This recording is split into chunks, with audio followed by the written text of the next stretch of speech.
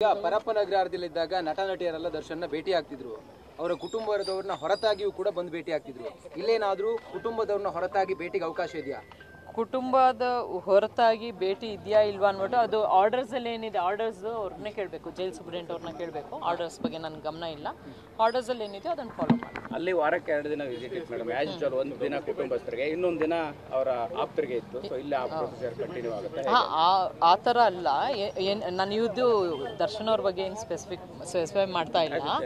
ಮಾಮೂಲಿ ಎಲ್ಲ ಅಕ್ಯೂಸ್ಡ್ಗೂ ಎಲ್ಲ ಪ್ರಿಸನರ್ಸ್ಗೂ ಹೆಂಗಿರುತ್ತಂದರೆ ಭೇಟಿ ಮಾಡಲಿಕ್ಕೆ ವಾರಕ್ಕೊಂದು ದಿವಸ ಅವಕಾಶ ಇರುತ್ತದೆ. ಅವರು ಡೀಟೇಲ್ಸು ಇಲ್ಲಿ ಜೈಲ್ ಇವರಿಗೆ ಅಧಿಕಾರಿಗಳಿಗೆ ಕೊಡ್ತಾರೆ.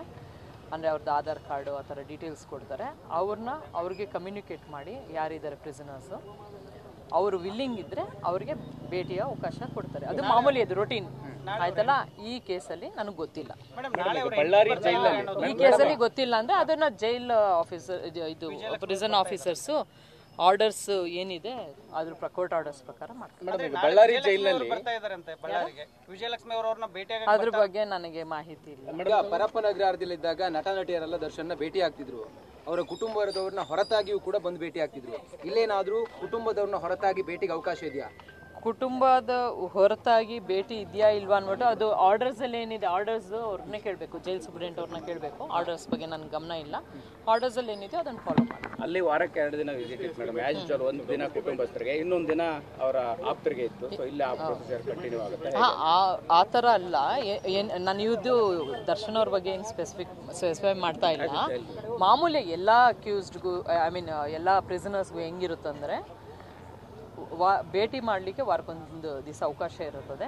ಅವರು ಡೀಟೇಲ್ಸು ಇಲ್ಲಿ ಜೈಲ್ ಇವರಿಗೆ ಅಧಿಕಾರಿಗಳಿಗೆ ಕೊಡ್ತಾರೆ. ಅಂದರೆ ಅವ್ರದ್ದು ಆಧಾರ್ ಕಾರ್ಡು ಆ ಥರ ಡೀಟೇಲ್ಸ್ ಕೊಡ್ತಾರೆ.